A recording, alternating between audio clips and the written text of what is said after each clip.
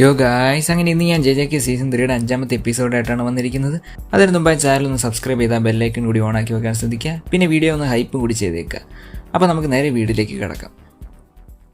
അങ്ങനെ എപ്പിസോഡിൻ്റെ സ്റ്റാർട്ടിങ്ങിൽ മെഗുമിയും പാണ്ഡയും ചേർന്ന് ഹക്കാരിയുടെ ബൗൺസേഴ്സിനെ ഓരോന്നായി ബീറ്റ് ചെയ്യുന്നു. ശേഷം റൂഫ് ടോപ്പിൽ റീഗ്രൂപ്പ് ചെയ്ത് അവർ മോണിറ്റർ റൂമിലേക്ക് നടന്നു പോകവേ കിരാര പെട്ടെന്ന് അവരെ കാണുന്നു. പാണ്ഡെ അവൾക്ക് കണ്ടപ്പോഴേ മനസ്സിലാവുന്നു. എന്നാൽ മെഗുമിയെ യുജിയുടെ കൂടെ CCTVയിൽ കണ്ടത് അവൾ ഓർക്കുന്നു. അങ്ങനെ അവർ ജുജുത്സു ഹൈയിൽ നിന്ന് വന്നതാണെന്ന് മനസ്സിലാക്കി അവൾ ഉടനെ തന്നെ ഹക്കാരിയെ വിളിക്കുന്നു. അപ്പോൾ മെഗുമി പെട്ടെന്ന് തന്നെ അവൻ്റെ ഡിവൈൻ ഡോഗ്സിനെ സമ്മൺ ചെയ്യുന്നു. പക്ഷേ അത് അവളുടെ തൊട്ടടുത്ത് എത്തിയ ശേഷം വീണ്ടും തിരിച്ച് ഫുഷിഗുറയുടെ അടുത്തേക്ക് തന്നെ ചെല്ലുന്നു. അങ്ങനെ കിരാര നേരെ മോണിറ്റർ റൂമിലേക്ക് ഓടുന്നു. എന്നാൽ പാണ്ഡ അവളുടെ പുറകെ ഓടി തങ്ങൾ അവളുടെ എനിമീസ് അല്ല എന്ന് പറഞ്ഞ് മനസ്സിലാക്കാൻ ശ്രമിച്ചെങ്കിലും അവൾ അവനെ പോട ചതി എന്നൊക്കെ വിളിച്ചുകൊണ്ട് അവിടെ നിന്ന് ഓടുന്നു. പക്ഷേ എത്ര നേരം ഓടിയിട്ട് അവളുടെ ഒപ്പം എത്താൻ അവന് പറ്റുന്നില്ല. പക്ഷേ അപ്പോഴേക്കും ഡിവൈൻ ഡോഗ്സ് വന്ന് അവളുടെ ഫ്രണ്ടിൽ നിൽക്കുന്നു. പക്ഷെ പെട്ടെന്ന് തന്നെ മെഗുമി അവൻ്റെ ഷിക്കിഗാമയുടെ അടുത്തേക്ക് പുള്ളി ചെയ്യപ്പെടുന്നു. അങ്ങനെ മെഗുമി എന്തുതരം കേസ് ടെക്നിക്കാണ് ഇതെന്ന് ആശ്ചര്യപ്പെടുന്നു. എങ്കിലും കിരാര ട്രാപ്പായ സ്ഥിതിക്ക് അവളെ പറഞ്ഞ് മനസ്സിലാക്കാമെന്ന് അവർ വിചാരിക്കുന്നു. അങ്ങനെ മെഗുമി, കിരാര-സാൻ, ഞങ്ങളിപ്പോൾ ജുജുത്സു ഹൈയുടെ ഒപ്പമല്ല. പക്ഷേ തോക്കിയുടെ ഇപ്പോഴത്തെ അവസ്ഥ നിങ്ങൾക്കറിയാവുന്നതല്ലേ? അതുകൊണ്ട് ഞങ്ങൾക്ക് ഹക്കാരിയുടെ ഹെൽപ്പ് വേണം. പക്ഷേ കിരാര, ഞങ്ങളെ നിങ്ങൾ ഉപേക്ഷിച്ചതല്ലേ? എന്നിട്ടിപ്പോൾ ഞങ്ങളുടെ ഹെൽപ്പ് ചോദിച്ച് വന്നിരിക്കുക അല്ലേ? നടന്നു തന്നെ. അപ്പോൾ മെഗുമി, എന്താണ് അവരും ഹയറപ്സുമായുള്ള പ്രശ്നമെന്ന് ചോദിക്കുന്നു. അപ്പോൾ പാണ്ഡ, ഹയറപ്സിലെ കൺസർവേറ്റീവ് ആയിട്ടുള്ള മെമ്പേഴ്സ് നമ്മുടെ ട്രഡീഷണൽ രീതിയിൽ വരുന്ന ടെക്നിക്സിനെ മാത്രമേ അക്സെപ്റ്റ് ചെയ്യൂ. അതായത് ഈ കുഗിസാക്കിയുടെ ടെക്നിക്കൊക്കെ പോലെ. പക്ഷേ ഹക്കാരിയുടെ ടെക്നിക്ക് കൂടുതലും ടെക്നോളജിയുമായി റിലേറ്റഡ് ആണ്. അതിനാൽ തന്നെ അവരതൊരു ജുജുത്സുവായി പരിഗണിച്ചില്ല. അപ്പോൾ കിരാര, ഹയറപ്സിൻ്റെ ഇത്തരം പിന്തിരിപ്പൻ സ്വഭാവം മൂലമാണ് അവർക്ക് ഈ ഗതി വന്നത്. പക്ഷേ എന്ത് പ്രശ്നം വന്നാലും സോൾവ് ചെയ്യുന്ന സത്തോറു ഗോജ അവിടെ ഇല്ലേ എന്ന് അവൾ ചോദിച്ചപ്പോൾ മെഗുമി സത്തോറു ഗോജയെ സീൽ ചെയ്തു എന്ന് പറയുന്നു. പക്ഷേ അത് പറഞ്ഞതും അവളുടെ ഫേസ് കണ്ടപ്പോഴേ മെഗുമിക്ക് മനസ്സിലാവുന്നു അവളത് വിശ്വസിച്ചിരുന്നു. അങ്ങനെ മെഗുമി റാബിറ്റ് എസ്കേപ്പ് എന്ന ടെക്നിക്ക് യൂസ് ചെയ്യുന്നു. ആദ്യം അവളെ കൺവിൻസ് ചെയ്താൽ പിന്നെ ഹക്കാരിയുടെ കാര്യം അവൾ നോക്കിക്കൊള്ളുമെന്ന് അവൻ വിചാരിക്കുന്നു. പക്ഷേ അതേസമയം അവൻ്റെ റാബിറ്റ്സിൻ്റെ മേത്ത് ആക്രൂസ് എന്ന ലേബലും പുറകിലെ ഡോറിൽ ഗാക്രൂക്സ് എന്ന ലേബലും അവൻ കാണുന്നു. അങ്ങനെ ഒരുപാട് റാബിറ്റ്സ് വന്ന് അവിടെ നിറയുന്നു. പക്ഷെ അവയെല്ലാം അവളെ ടച്ച് ചെയ്യാതെ സ്വയം റിപ്ലൈ ചെയ്ത് നശിക്കാൻ തുടങ്ങുന്നു. അതിന് കാരണം അവളുടെ കേസ് ടെക്നിക്കായിരുന്നു. ഒരാളുടെ കേസ് എനർജിയെ മാർക്ക് ചെയ്യുക എന്നതാണ് അവളുടെ ടെക്നിക്ക്. അത് അയാൾ സമ്മൺ ചെയ്യുന്ന ഷിക്കിഗാമികളിലും ബാധകമാണെന്ന് അവൾ പറയുന്നു. അങ്ങനെ അവ സഫക്കേറ്റ് ചെയ്ത് മരിക്കാൻ തുടങ്ങിയപ്പോൾ ഫുഷിഗുറ തന്നെ ആ ടെക്നിക്ക് ഡിസ്പ്ലേ ചെയ്യുന്നു.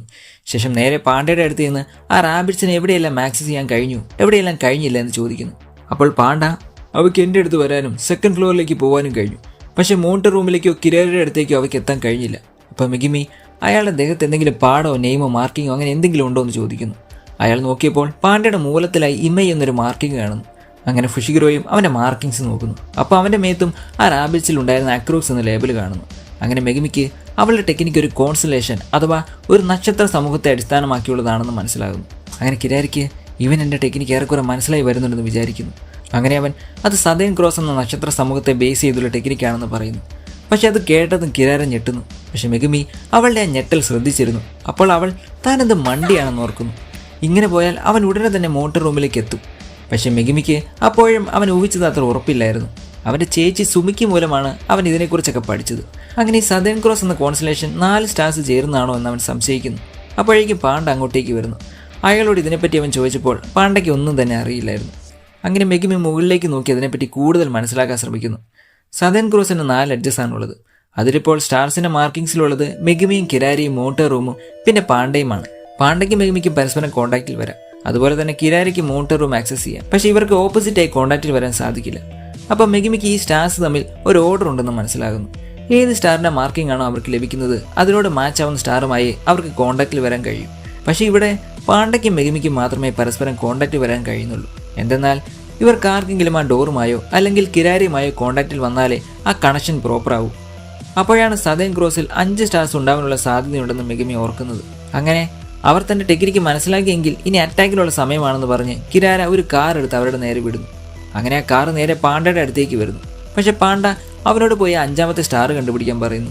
അപ്പോൾ മെഗുമി അതിൽ പാണ്ഡയുടെ അതേ സ്റ്റാർ മാർക്കായ ഇമൈ എന്ന് എഴുതിയിരിക്കുന്നത് കാണുന്നു. പക്ഷെ പാണ്ഡ ആ കാർ എടുത്തെറിഞ്ഞപ്പോൾ അത് വീണ്ടും അട്രാക്ട് ചെയ്തുവെന്ന് അയാളുടെ തലക്കിട്ടിരിക്കുന്നു.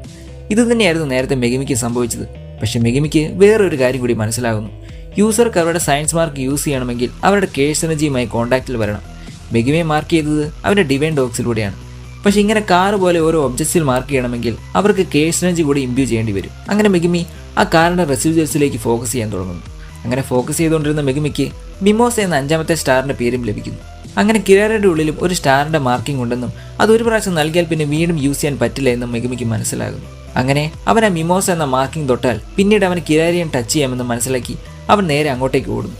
ഇത് നേരത്തെ കണ്ട കിരാര അവനെ തടയാനായി അങ്ങോട്ടേക്ക് പോകുന്നു. അങ്ങനെ ഇതേ സമയം തന്നെ തെങ്ങൻ സമ അവളുടെ ടെക്നിക്കായ ലവ് റാൻഡേവു എക്സ്പ്ലെയിൻ ചെയ്യുന്നു. ഓപ്പോണന്റിന്റെ കേഴ്സനജിയെ ടാർഗറ്റ് ചെയ്യാൻ സദേൺ ക്രോസിന്റെ ആകൃതിയിൽ 5 സ്റ്റാർസിനെ മാർക്ക് ചെയ്യും. ഒരു സ്റ്റാറിന് അടുത്ത സ്റ്റാറിനെ ഫോളോ ചെയ്യണമെങ്കിൽ അവർക്ക് നേരത്തെ ഡിറ്റർമൈൻഡ് ആയിട്ടുള്ള ഒരു ഓർഡർ ഫോളോ ചെയ്യണം. അല്ലെങ്കിൽ ആ ടാർഗറ്റിന്റെ മാർക്കിങ്സിലുള്ള എല്ലാത്തിനെയും അത് അട്രാക്ട് ചെയ്യും. അങ്ങനെ കിരാര വന്ന് അവനെ ബ്ലോക്ക് ചെയ്യുന്നു. ശേഷം അവൻ തന്റെ ടെക്നിക്ക് കണ്ടുപിടിച്ചത് കണ്ട് അവൾ ഇംപ്രസ്ഡ് ആയെന്ന് പറയുന്നു. എന്നാൽ മിഗമി അടുത്ത സെക്കൻഡിൽ ഒരു ബണ്ണിയെ സമ്മൺ ചെയ്ത് പാണ്ടയ്ക്ക് നേരെ അയക്കുന്നു. അയാൾ അത് ക്യാച്ച് ചെയ്ത് നേരെ ആ മിമോസ് എന്ന മാർക്കിങ്ങിലേക്ക് എറിയുന്നു. അങ്ങനെ ആ മാർക്കിങ്ങിലേക്ക് തന്നെ കേഴ്സനജി അവൻ എത്തിക്കുന്നു. അവിടെ വെച്ച് തെങ്ങൻ സമ ബാക്കി എക്സ്പ്ലെയിൻ ചെയ്യുന്നു. ഈ ഓർഡർ ഫോളോ ചെയ്യേണ്ടത് ഏറ്റവും അടുത്ത് നിന്ന് ഏറ്റവും അകലെയുള്ള സ്റ്റാർ വരെയാണ്. ഈ കോൺസ്റ്റലേഷനെ എർത്തിൽ നിന്ന് നോക്കിയാൽ വളരെ ഫ്ലാറ്റായി തോന്നുമെങ്കിലും അവ തമ്മിൽ കൃത്യമായ ഡെപ്തും എർത്തിൽ നിന്ന് വളരെ ഡിഫറൻ്റ് ആയ ഡിസ്റ്റൻസിലുമാണ്. അതായത് ഇപ്പോൾ അക്രൂക്സ് ആയ മെഗമിക്ക് ആദ്യം മിമോസയിലേക്ക് അഥവാ ആ പാർക്കിംഗ് സ്റ്റോപ്പിൽ ചെന്ന് അവിടെ നിന്ന് ഗിനാൻ അഥവാ കിരാരയുടെ അടുത്ത് ചെന്നാലേ അയാൾക്ക് ഗാക്രൂക്സ് അഥവാ മോണ്ടർ റൂമിലേക്ക് എത്താൻ പറ്റൂ. ഇതാണ് ആ ഓർഡർ. പക്ഷെ കിരാര, എനിക്കൊരു സമയം ഒരു സ്റ്റാർ മാർക്കേ ഒബ്ജക്ട്സിലേക്ക് യൂസ് ചെയ്യാൻ പറ്റൂ എന്ന് നീ മനസ്സിലാക്കിയല്ലേ? പക്ഷേ എനിക്ക് എൻ്റെ ഉള്ളിലെ ഗിനാൻ എന്ന സ്റ്റാർ മാർക്ക് എടുത്ത് മാറ്റിയാൽ വീണ്ടും എനിക്കത് യൂസ് ചെയ്യാം. അങ്ങനെ അവൾ വേറെ ഒരു കാറിൽ അക്രൂക്സ് എന്ന മാർക്കിംഗ് പ്ലേസ് ചെയ്തപ്പോൾ അത് മെഗമിയുടെ നേരെ വരുന്നു. അങ്ങനെ മെഗമി ഇത് കണ്ട് ഞെട്ടുന്നു. എന്നാൽ അപ്പോഴേക്കും കിരാരയുടെ പുറകിൽ നിന്നും മെഗമിയുടെ ഡിവൈൻ ഡോഗ് വന്ന് അറ്റാക്ക് ചെയ്യുന്നു. അപ്പോഴാണ് കിരാരയ്ക്ക് മനസ്സിലായത് മെഗമി അവൻ്റെ ഡോഗ്സിനെ ഡിസ്പെൽ ചെയ്യാതെ താഴെ ഒരു വാളിൽ ഒളിപ്പിച്ച് നിർത്തിയിരിക്കുകയായിരുന്നുവെന്ന്. അങ്ങനെ ആ ഡോഗ് കിരാരയും പിടിച്ച് നേരെ മെഗമിയുടെ അടുത്തേക്ക് അട്രാക്റ്റ് ആവുന്നു. അതുമൂലം കിരാരയ്ക്ക് അവളുടെ ടെക്നിക്ക് ക്യാൻസൽ ചെയ്യേണ്ടി വരുന്നു. അങ്ങനെ മെഗമി അവളെ ബീറ്റ് ചെയ്യുന്നു. എന്നാൽ കിരാര ആ ഡീമൺ ഡോഗ് കൃത്യം അവൻ്റെ അടുത്തേക്ക് അട്രാക്റ്റ് ചെയ്യുമെന്ന് എന്തായിരുന്നു ഉറപ്പെന്ന് ചോദിക്കുന്നു. കാരണം നേരത്തെ ആ ഡീമൺ ഡോഗിൻ്റെ അടുത്തേക്കായിരുന്നു മെഗമി അട്രാക്റ്റ് ആയത്. പക്ഷേ മെഗമി കൂടുതൽ കേഴ്സനജി ആരുടെ സൈഡിലാണോ അങ്ങോട്ടേക്കായിരിക്കും അട്രാക്റ്റ് ചെയ്യപ്പെടുക എന്നവൻ നേരത്തെ മനസ്സിലാക്കിയിരുന്നു. സോ അതുകൊണ്ട് മെഗമി അവൻ്റെ ബോഡി കേഴ്സനജി വെച്ച് ഇൻക്രീസ് ചെയ്തു. അങ്ങനെ അവനൊരു ഗാംബ്ലിംഗ് നടത്തിയെന്ന് പറയുന്നു. പക്ഷേ ഇവൻ്റെ ബുദ്ധി കണ്ടിട്ട് ശരിക്കും അവൻ ഫസ്റ്റ് ഇയർ തന്നെയാണോ എന്ന് അവൾ ചോദിക്കുന്നു. പെട്ടെന്ന് മെഗമി അവളെ വിട്ട് അവൻ ചെയ്തതിന് മാപ്പ് ചോദിച്ച ശേഷം ഞങ്ങൾക്കിനി അധികം ടൈമില്ല, അതുകൊണ്ട് ഞങ്ങൾ പറയുന്നൊന്ന് കേൾക്കാമോ എന്ന് ചോദിക്കുന്നു. പക്ഷെ പെട്ടെന്ന് അവരുടെ ഇടയിലൂടെ മോട്ടർ റൂമിൻ്റെ ഡോറ് തെറിച്ചു പോകുന്നു. അവർ നോക്കിയപ്പോൾ യൂജി അവിടെ തെറിച്ച് വീണ് കിടക്കുന്നത് അവർ കാണുന്നു. ശേഷം എണീറ്റ് യൂജി അവരോട് ഇതിൽ ഇടപെടരുതെന്ന് പറയുന്നു. അങ്ങനെ അവർ അവിടെ നിന്ന് മാറി നിൽക്കുന്നു. അപ്പോഴേക്കും ഹക്കാരി മോട്ടർ റൂമിൽ നിന്ന് പുറത്തേക്ക് ഇറങ്ങി അവൻ്റെ ഫേസിലേക്ക് പഞ്ച് ചെയ്യുന്നു. പക്ഷേ ഹക്കാരിക്ക് ഇവ തന്നെ പഞ്ച് ബ്ലോക്ക് ചെയ്യുന്നില്ല എന്ന് കാണുന്നു. പക്ഷേ യൂജി തനിക്ക് ഹക്കാരി സെൻപയെ കൺവിൻസ് ചെയ്യാൻ ഈ ഒരൊറ്റ വഴിയേ ഉള്ളൂ എന്ന് മനസ്സിലാക്കുന്നു. അതിനാൽ അയാളുടെ ഒരു അറ്റാക്കും അവന് ബ്ലോക്ക് ചെയ്യില്ല എന്ന് അവൻ തീരുമാനിക്കുന്നു. അപ്പോൾ ഹക്കാരിയും എന്നാൽ ശരി, ഞാൻ നീ പറയുന്നത് എന്താണെന്ന് കേൾക്കാം. പക്ഷേ ആദ്യം നീ എത്ര നേരം ഇങ്ങനെ എണീറ്റ് നിൽക്കുമെന്ന് എനിക്കൊന്ന് കാണണം. അപ്പോഴേക്കും കിരാര മതിയാക്കി കിൻചാൻ, ഇവർ നമ്മുടെ ഹെൽപ്പ് ചോദിച്ചു വന്നതാ, അതുകൊണ്ട് അവർ പറയുന്നൊന്ന് കേൾക്കാമോ എന്ന് ചോദിക്കുന്നു. പക്ഷേ ഹക്കാരി അത് തന്നെയല്ലേ ഞാനും പറഞ്ഞത്, കേൾക്കാന്ന്. എന്നിട്ട് പിന്നെയും അവനെ പഞ്ച് ചെയ്യുന്നു. ഇത്താദൂരി അവിടെ തെറിച്ച് വീണെങ്കിലും അവൻ കഷ്ടപ്പെട്ട് എണീറ്റ് നിൽക്കുന്നു. അങ്ങനെ ഹക്കാരി എടാ ഇത്തദൂരി, നിനക്കിപ്പോൾ എന്തിനാ എൻ്റെ സഹായം എന്ന് ചോദിക്കുന്നു. അപ്പോൾ യൂജി നിങ്ങൾ വളരെ സ്ട്രോങ് ആണെന്നാണ് എൻ്റെ സീനിയേഴ്സ് പറഞ്ഞത്. ആ അത് ശരിയാ, പക്ഷെ ഒരു സോഴ്സറേഴ്സ് മറ്റൊരു സോഴ്സറിനെ ഹെൽപ്പ് ചെയ്യുന്നത് അയാളുടെ ജീവൻ പണയം വെക്കുന്നതിന് തുല്യമാണ്. അതിനാൽ അത്തരമൊരു കാര്യം ഞാൻ ചെയ്യണമെങ്കിൽ നിൻ്റെ ഉള്ളിലെ പ്രതീക്ഷ എത്രത്തോളം ഉണ്ടെന്ന് എനിക്കറിയണം എന്നയാൾ പറയുന്നു. എന്നാൽ യൂജി എൻ്റെ ഉള്ളിലിപ്പോൾ അത്തരമൊരു പ്രതീക്ഷയുമില്ല. ഇത് കേട്ട് ആശ്ചര്യപ്പെട്ട ഹക്കാരിയോട് അവൻ ഞാൻ വെറും ഒരു കോഗാണ്, അഥവാ ഒരു മെഷീൻ്റെ പാർട്ട് മാത്രമാണ് താൻ എന്നവൻ പറയുന്നു. അങ്ങനെ ആ മെഷീൻ്റെ ജോലി കേസുകളെ നശിപ്പിക്കുക മാത്രമാണ്. എന്നാൽ ഹക്കാരി നീ വെറും ഡിസപ്പോയിൻമെൻറ്റ് മാത്രമാണെന്ന് പറഞ്ഞ് അവനെ വീണ്ടും അറ്റാക്ക് ചെയ്യുന്നു. അങ്ങനെ അവൻ വീണ്ടും തെറിച്ച് വീഴുന്നു. ശേഷം ഹക്കാരി ഗോജോസാൻ എന്നോട് പറഞ്ഞത് എൻ്റെ കേഴ്സനജി വളരെ റഫാണെന്നാണ്. അതിനാൽ തന്നെ അയാളുടെ ഓരോ അറ്റാക്കും ഒരു കല്ലിൽ വന്നിരിക്കുന്ന പോലെയായിരിക്കും. അങ്ങനെ ഇത്തവണ അവൻ ശരിക്കും ബീറ്റായെന്ന് അവർ വിചാരിക്കുന്നു. ശേഷം ബാക്കി രണ്ടുപേരോട് അവനെയും എടുത്തുകൊണ്ട് ഇവിടെ നിന്ന് ഇറങ്ങി പോകാൻ ഹക്കാരി പറയുന്നു. പക്ഷെ അപ്പോഴേക്കും യൂജി വീണ്ടും എണീറ്റ് അവൻ്റെ പുറകിൽ വന്ന് നിൽക്കുന്നു. ഇത് കണ്ട് ഹക്കാരി ശരിക്കും ഞെട്ടുന്നു. കാരണം അയാളുടെ അത്രയും പവർഫുള്ളായി 3 പഞ്ചും അവന് കിട്ടിയിട്ടും അവൻ എണീറ്റ് നിൽക്കുന്നത് കണ്ട് അവൻ ആശ്ചര്യപ്പെടുന്നു. അങ്ങനെ യൂജി ഞാൻ പറഞ്ഞില്ലേ ഞാനൊരു കോഗാണെന്ന്. കോഗിനും ഫങ്ഷൻസ് ഉണ്ട്. കേഴ്സിനെ എക്സസൈസ് ചെയ്യുന്നതാണ്. അതിന് ഹക്കാരിയും എനിക്ക് ആവശ്യമാണ്. പക്ഷേ നിങ്ങൾ അതിന് എഗ്രി ചെയ്യുന്നിടം വരെ ഞാനിത് അവസാനിപ്പിക്കില്ല എന്ന് പറയുന്നു. അങ്ങനെ ഹക്കാരിക്ക് ഇതാണ് കോഗിൻ്റെ ഉള്ളിലെ പ്രതീക്ഷയെന്ന് മനസ്സിലാകുന്നു. പക്ഷെ പിന്നെയും അയാൾ പഞ്ച് ചെയ്യാൻ വന്നപ്പോൾ കിരാര അവനത് സീരിയസ് ആയിട്ട് പറഞ്ഞതാ എന്ന് പറയുന്നു. അങ്ങനെ ഹക്കാരി ശാന്തനായി അവരോട് താഴേക്ക് ഇറങ്ങി വരാൻ പറയുന്നു. അങ്ങനെ ഹക്കാരിയെ കൺവിൻസ് ചെയ്തതിന് അവരോട് മെഗമി നന്ദി പറയുന്നു. പക്ഷെ കിരാര ഹക്കാരിക്ക് ഹയർ-അപ്സിനെ മാത്രമേ ഇഷ്ടമല്ലാത്തതായുള്ളൂ. ബാക്കിയുള്ള ജുത്സുഹയിലെ ആൾക്കാരെ അയാൾ എപ്പോഴും ഹെൽപ്പ് ചെയ്തിരുന്നു എന്നവൾ പറയുന്നു. അപ്പോഴേക്കും പെട്ടെന്ന് അവിടെ കൊഗനെ സ്പോൺ ആവുന്നു. അവരെല്ലാം അത് കണ്ട് ഞെട്ടുന്നു. അങ്ങനെ ഒരു പ്ലെയർ ഗെയിമിലേക്ക് പുതിയൊരു റൂൾ ആഡ് ചെയ്തെന്ന് അത് പറയുന്നു. ശേഷം 9ാമത്തെ റൂൾസായി എല്ലാ പ്ലേയേഴ്സിനും ബാക്കിയുള്ള പ്ലേയേഴ്സിന്റെ ഇൻഫർമേഷൻസ് ലഭിക്കും. അതിൽ അവരുടെ പേരും നിലവിലെ പോയിന്റ്സും എത്ര റൂളാണ് അവർ ആഡ് ചെയ്തതെന്നും പിന്നെ അവർ നിൽക്കുന്ന കോളനിയും അറിയാൻ സാധിക്കും. ഇതേ സമയം വേറൊരു സോഴ്സറിനെ കാണിക്കുന്നു. അയാൾ നേരത്തെ തന്നെ ഗെയിം സ്റ്റാർട്ട് ചെയ്തിരുന്നു.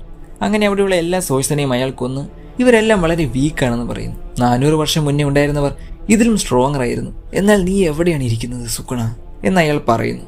അങ്ങനെ കൊഗനെ അയാളുടെ പോയിന്റ്സ് ഇപ്പോൾ 200 ആയിരിക്കുന്നു എന്ന് പറയുന്നു.